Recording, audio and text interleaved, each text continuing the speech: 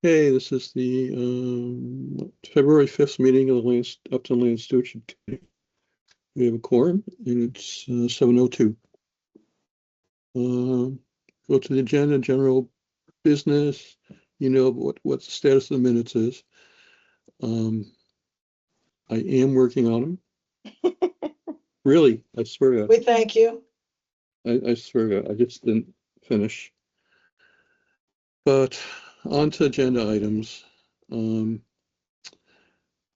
Basically what I've done here is provided a list of everything that we've been doing recently. Some of these things there won't be any updates for, I don't think, but basically my thought is just to keep them on the list so that we don't totally forget about them at some point. And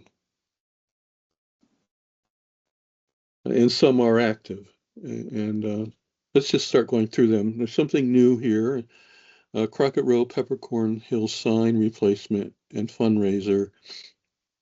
I think I sent around a picture of the Peppercorn Hill sign and Crockett Road. Someone lit it on fire, and the police did catch that.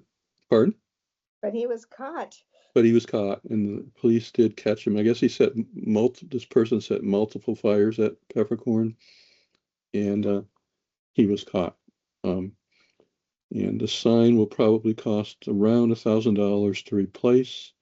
And maybe Mary, if Mary wants to jump in here, there's a resident. I think he's from Milford, right, Mary?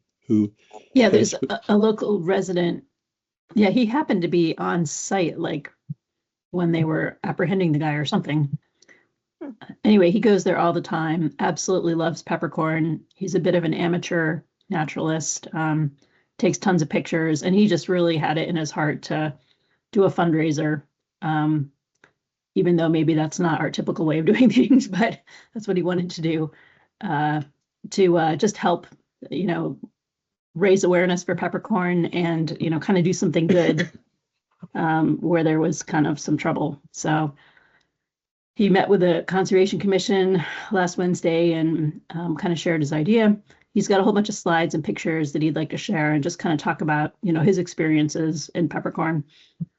And is hoping that like one of our boards will kind of sponsor him to, and do a little advertising. He has a lot of enthusiasm. He used to be a school teacher, so hopefully people will be interested. I don't know, but I think it's a nice idea at any rate. And Marcella had the great idea of doing like a 2-item thing. He would like to do a presentation like at the community center, like a slideshow. And then Marcella suggested, maybe he could lead a walk, at Peppercorn. I think that's a wonderful idea. Just as a follow-up, I think that'd be great. So that's. Does he want to do it now in the snow? I think the walk should probably wait till like, April, May or something like that. Season, yay. Yeah. So I think he sent like a draft of the presentation, it wasn't completely done, but with some ideas. And I think we kind of maybe need to just kind of, if we think it's reasonable or whatever, it wasn't completely done, but let him go ahead and connect with the community center to pick a date that works for everybody or whatever. And does one of these committees sponsor him? I mean, like us or Concom or Open Space or? Yeah, I think one of us should sponsor him if we're willing to do that. Yeah. Yeah, I just wanted to wait until I've had a chance to see his photos, which are very nice. I think he could use some editing. Yeah. Especially if he's going to talk about what we're seeing. I think that he initially proposed a 2-hour thing. Right. Yeah, that's a little long. That's not gonna really work. But what he has there could easily go for 2 hours, and we might suggest that he scale it down a bit. Maybe focus on particular, like he had the same spot photographed during the different seasons. Like maybe he could focus on seasons and just use those photographs, or just focus on fungus and use fungus. You know, I think it would be, he had a targeted audience or targeted presentation that people might, it might attract more people to know that there's like something more. Right. Peppercorn is very general, you know, and Right, it is. But yeah, I don't want to discourage him, and I'm Right. happy to take the lead. But those are just my thoughts. Interesting that he's been a teacher. He should kind of know how to present and not in 2-hour formats. Right. Yeah. Well, I think he was just sharing photos with us, but there were a lot of photos there. But yeah, I don't know what age he taught. I got the impression it was grade school, but I don't know if it was something different. But if it was grade school, he's got to know that 2 hours is not, no. But that's hard for. Right. I mean, he was talking about a break in between, you know, not sitting there for 2 hours, but that's, you know, kids would definitely, I mean, 20 minutes is probably too much for most kids. So, Right. but So what do you guys think is a good length? Like maybe just tell them to stick with 45 minutes and then questions and then refreshments or something, or Yeah. whatever. yeah, I think that's reasonable. And I don't know how soon he wants to do it. Could it be around Earth Day or something? Or is that too late? That's a really great idea. Actually, that's a good time to think about it. Mhm. I don't think that's too late. The weather should be a little less icky. Yeah, I hope we don't have a foot of snow in April. Oh, I know. It's happened. Um, Forget the So April are you the Fools, point person, Mary, or with I guess him? so. Yeah. Yeah. Because I'd be happy to, you know, we have one meeting with him in advance and kind of give some feedback, and then Oh, great. Yeah. That'd be, yeah. Well, I'm wondering if maybe we could, you know, me or someone from the community could maybe spend about 5 minutes talking about peppercorn to introduce it. Yes. You know, like the history of the conservation effort and stuff like that. Not long, just and then he could slide into his presentation. yeah, It might actually be. I have to look at the deed and everything. I'm not sure if the town took ownership in 85 or 86. It could be. It's either 40 years or 41 years. You know, since the project was completed. Might have been in 85, but I've got that. I can check that. So if it's 40 years, it'd be kind of a cool thing yeah. to mention and acknowledge. Mhm. You know, Yeah. it's the town's first large conservation area. So He, you know, yeah, and he Mary, really could wanted to do a raffle with it too. And I guess I didn't look into that. I'm not as excited about that because it's so much work to put together. So not into that. I don't mind, like he also suggested bake sale. I don't mind making stuff for a bake sale. That's easy enough. But raffles, I hate raffles. I don't know how Yeah, it can there's be a fundraiser. there are a lot of state regulations around raffles that a lot of organizations overlook. It's Yeah. not easy to comply with those. Yeah. Right. Mm. Yeah. and So like What the about- auction what idea is a about- little better, but What about a silent auction? Are there rules that could trip us up for that? Just a silent No, I auction? don't think so. it's Yeah. not Okay. gambling. It's raffling falls under gambling, and that's why there's so much Mm. regulation on that. Yeah. mhm. Yeah, silent auction would probably be the way to go. Yeah. What goes in the auction? Well, You have to that's go the around thing. and- Yeah, people- Yeah, we he can- doesn't want to do that. So he's hoping that maybe somebody would want to take that on. I know I don't really want to take that on, but that's a bit of work. Well, we could poll the commission and this committee and open space to see if anyone had anything they want to Mhm. donate. Right, that's Yeah. true. Maybe some books or, gently read books or. Lots of stuff to donate. Like nature. I'd be willing to organize that part of it. Sign Yeah, up it's not option. that much more than getting the items there with the sign-up sheet and Mhm. starting bid kind of thing, so. Mm. And if he's looking for a sponsoring organization, I mean, I would propose that maybe we be that, not have Concom have to think about one more thing. And I think we could probably Yeah. be a sponsoring organization. So I'll make a proposal that the Land Stewardship Committee be the sponsoring organization so that I don't remember his name, but Stephen, so anyway. Hmm. I have Is to have there a one. second? I'll second it. Second, it's been seconded. Any further discussion? All in favor, a voice, roll call vote, Mike, aye. Hi, Scott. Liba, aye. Eric, I. Scott, I. Mary, I. Thank you. All right, next on the agenda, Warren Brook Conservation Area Trails and Pell Farm boundary marking, no update. Girl Scout tree planting project at Heritage Park. I don't know if there's any update there. From Dominique, so I've been emailing and I have an idea for planting trees there. Be hoping to replace some of the trees that were planted when the park opened, but all but one have died. So this would be an opportunity to replace them and just get the Girl Scouts doing what they do. That'd be nice idea.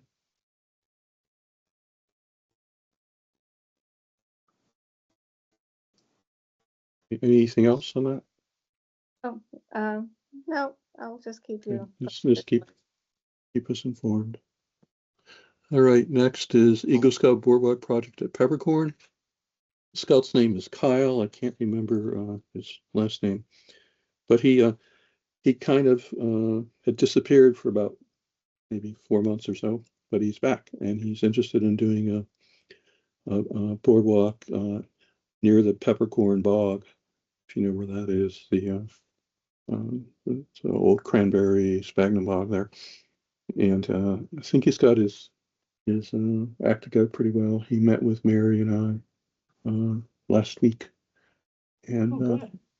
I think it's going to come around and he's going to do it. It's about 100 feet or so. It's just it's on both sides of an existing boardwalk, and I think it's gotten wet over the years, and there's probably some beaver activity which has increased the water level a little bit.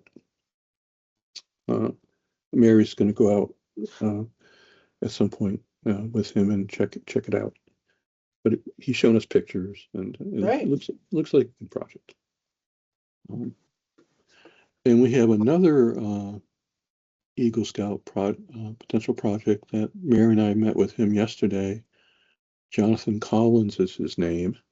He lives in Upton. And what we've suggested to him to do some research on it, maybe we do too, is potentially doing some kestrel nesting boxes at Steffens, plus perhaps finish one boardwalk. There's a 16-foot stream crossing boardwalk that we've never built. We have some of the materials up there, but we've just never built it. So he's looking into it.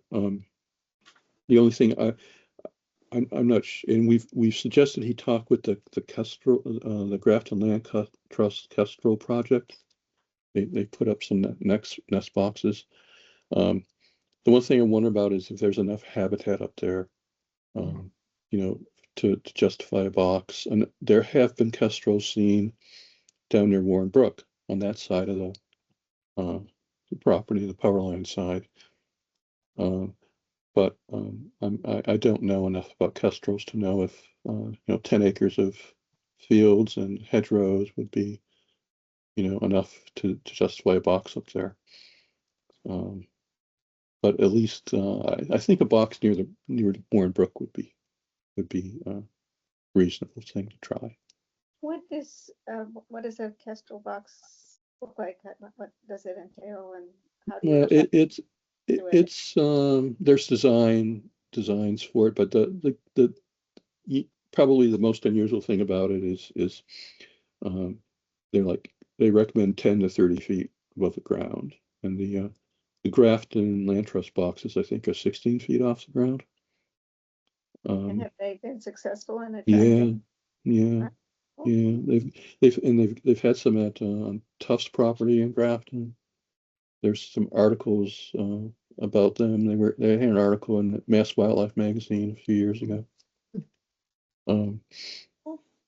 So, and the other thing is if kestrel boxes don't work out, or at least maybe not more than one or two, we could ask them maybe to rehab some bluebird boxes up there that Tom Dodd installed quite a few years ago, but they're either missing or probably just need to be replaced. The poles are still there, but not the boxes. So Do Eagle Scouts like to have big things with their names on it? mm, Some I don't do. know. Maybe some of them are a little more humble. Yeah, I've just seen some of these big brass plates that he identify. he seemed very interested in this Oh, good. project, Yeah. and he's got some time to think about it. I think he's got 3 years until he ages out. Oh, So he's got some time. That's good. They have to 18 is a hard ending, a hard deadline for Eagle Scout candidates, and I think he's around 15 right now. So, and his both cases the fathers were met with us as well as the Scout candidates. good. Yeah. Next, Robertson Family CR Trail Bridge. Where do I start? Well, last night, go back a bit. I had asked Dennis for his opinion on what to do here. I'll basically relate a couple alternatives. One is just to abandon the project. Another is to ask for more funding. Because if you recall, we have about $105,000 available right now for CPA funds, and the low bidder when it went out to bid last summer was 155. So we were quite a bit short. We did have some Concom promise some money, and there was probably going to be some private donations, but we were still going to be quite short. So anyway, given that I asked Dennis, should we go for more money? Should we try to redesign the bridge in a way that maybe it could be built by volunteers for a lot less money? And that would basically be a wooden bridge, which I think actually could be built by, we have some very skilled land stewardship volunteers, maybe BVT, maybe some scouts.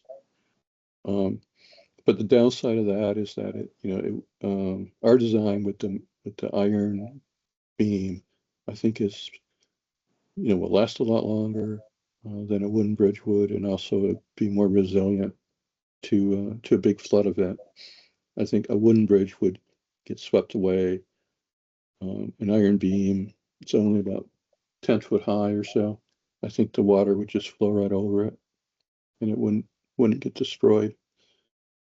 But anyway, given that, and Dennis said, just go for more money for the design you have. So talk with CPC committee last night, and they voted, and there's a caveat here, which I'll get to, but they voted to support an article for town meeting for $35,000 more. Now they still have to hold a hearing, it's later in the spring to make a final recommendation. But right now, there's a draft article that went to Dennis for $35,000. while we were talking about the bridge, Kathy Robertson, who's on the CPC committee, offered to scout out a potential easement on her property, trail easement, which would completely eliminate the need for the bridge. So, so as soon as the snow melts, we're gonna, we can get a group of people and go out there and take a look at it. And I think, there might be some wetland crossings involved, but not a $155,000 bridge. And if she's willing to, actually grant an easement, I think we'd have to ask, for an easement so that it was, permanent, but or at least long term, some long term time. But anyway, so stay tuned. That's where we are right now. That's nice of her. Yeah, yeah. I'm assuming that she'd want it to be as close to so she wouldn't have to see people walking by, or is that she care? Does that matter to her? Well, she said she didn't think it would be used very heavily, so she wasn't too concerned about. But we'll have to see exactly where it would go and how close it would be to her house and her driveway, and and it might be. Go ahead.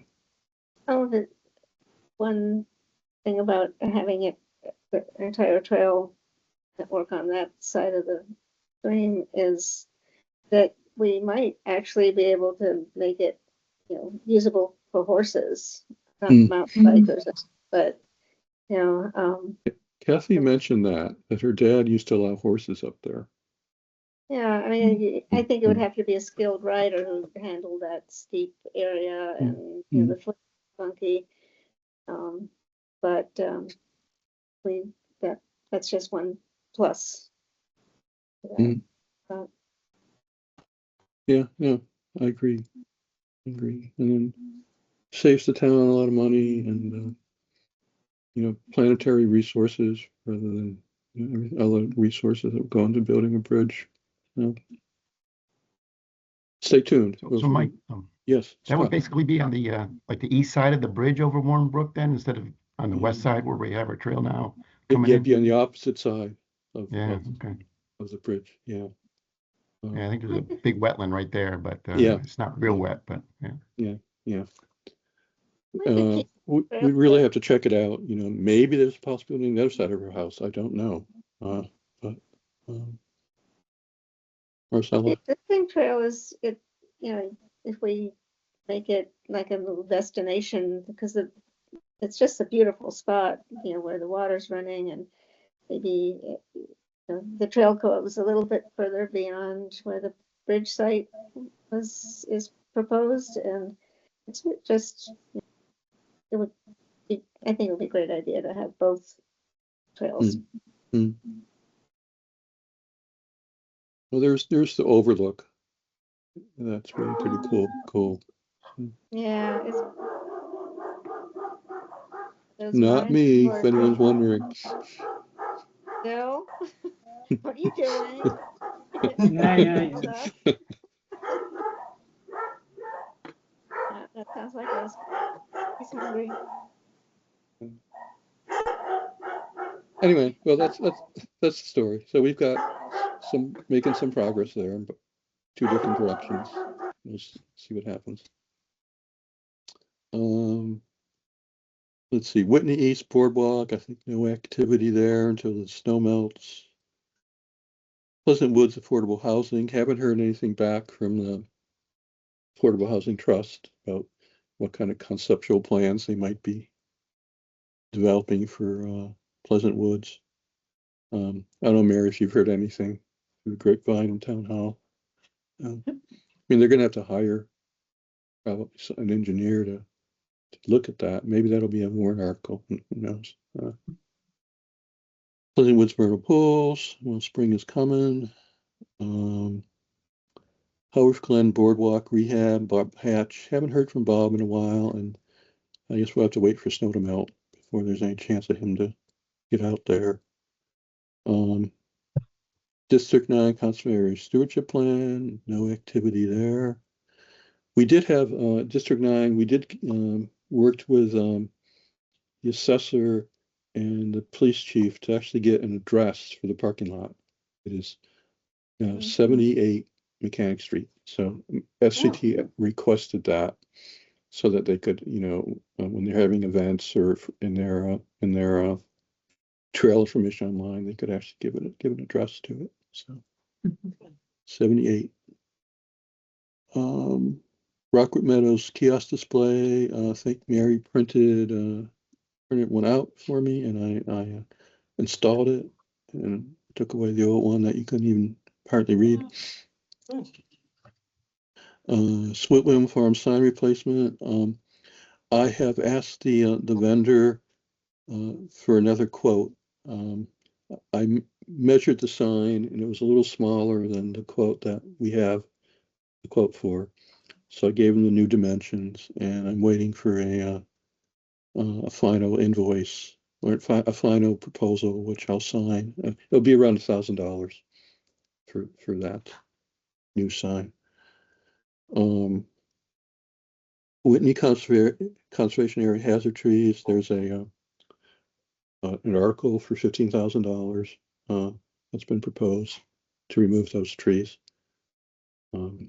So that was submitted to Dennis yesterday or today. It was submitted to Dennis. And then Stefan's Farm field mowing. I guess Greg had asked us about that. Greg Trussell, but I guess until the snow melts, we don't really have much to do there. When does turtle season start? Yeah, I'd say early as March. As soon as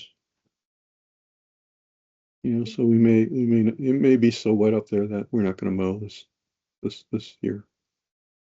I think we missed it. When it was frozen without snow on the ground. No sledding this year at the community gardens. I'm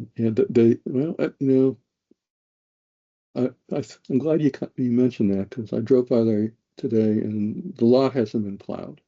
And so I don't know if Bill's online. Maybe we could ask if the DPW had time to plow a few spaces there. They don't have to plow the whole thing, just enough so a few people could park there and enjoy Stefan's in the snow.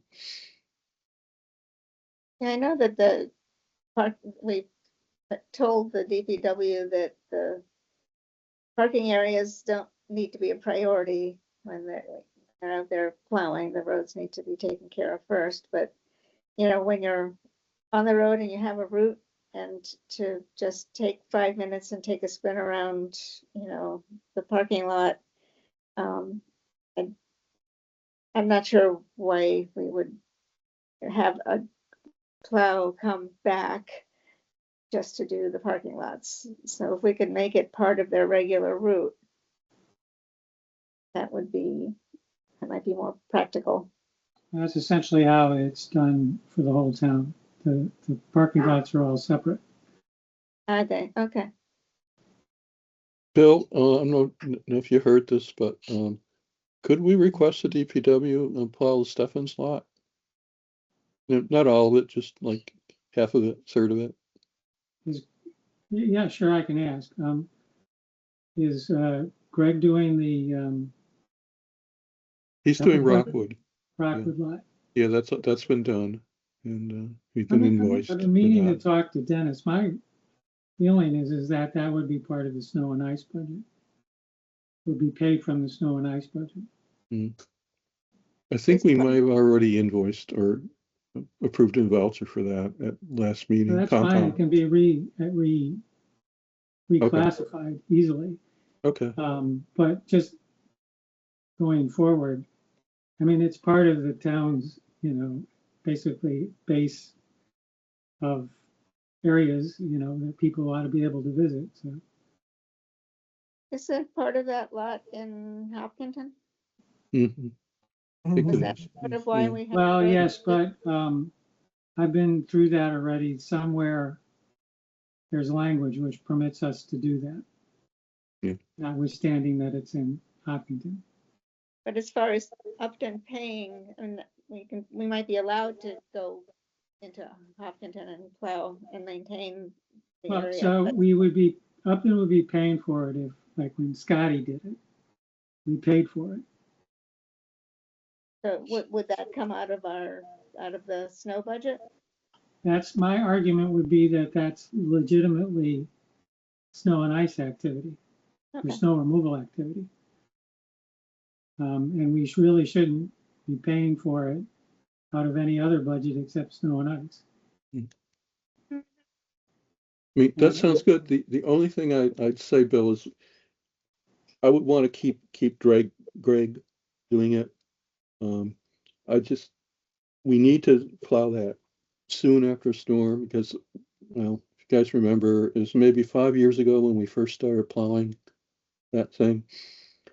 When it didn't get plowed right away, that lot didn't get plowed right away, people started parking up the street at the Rockwood Meadows clubhouse area, which was plowed. And I got probably one of the worst calls I've had in decades from the Rockwood Meadows grounds manager. He was just furious and he wouldn't just shut up. It was horrible. I finally hung up on him. So we just have to be really careful about getting that lot plowed right away, so that never happens again. So how much does Greg charges? Greg, I can send you the invoice. I think it was several $100s for this last storm. I think I've got a copy of the invoice. And he charges $125 for a small storm. And then we had one of those that he plowed, and then he plowed for the big storm. It might have been like $475 or something like that. I'll look. Yeah, because we pay our contractors basically $105 an hour. So if Dennis wanted to go that route and add it to a contractor's route, as Marcelo was suggesting, but we have to be sure that it gets done timely. Right. Yeah, that would be my concern. I don't want another call from Meadows ever again about that issue. Because Perhaps with Greg doing it and he knows the drill, I just as soon keep him on it, but have it come out of the snow and ice budget instead of my stewardship situation. I agree with Marcella that if it was part of the route at Stephens, for example, they're driving right by it. And if we're not asking them to do much more than a couple of passes in and out, but you do end up with, snow that needs to be put somewhere other than in the road. Well, the parking lots, we're not asking for the whole lot to be available. If they can make a handful of spaces available and leave a great big pile somewhere. Yeah. You end up doing it. I'll talk to Dennis. Yeah. And so presumably we would also want the stuff or the District 9 lot mowed or plowed as well. Yeah. Maybe not this year though, because we don't have any snow stakes put up. And I wonder. Yeah, no, I'm hoping that we don't have any more major snowstorms anyway. Yeah. But yes, it's a good thought. It's a good thought for next year, but then we will put up snow stakes. At one time I put up snow stakes at Stephens too, but we didn't put any up there this year. I didn't put any up there. But especially at District 9, we would want the snow stakes there to guide the driver, plower. And this would be essentially for basically people who would either want to ski or snowshoe. Right? Because it would be a hell of a walk. Yeah, I'll talk to Dennis tomorrow or on Monday. Depends upon how busy we are tomorrow. Sounds good. All right, anything else? Unanticipated topics? All right, hearing Work- none. Oh, go ahead. I take it work days, we're not even gonna try to look at that until the snow's gone. Yeah, Yeah. I don't think we're going. In that case, I'll make a motion to close the meeting. All right, so we'll meet next month. Sounds good. All right. I'll Thanks, second it. everybody. Okay, All right. all in favor? Aye. Aye. Erica. Great. Good night. Thanks, good to see you all. Thank you.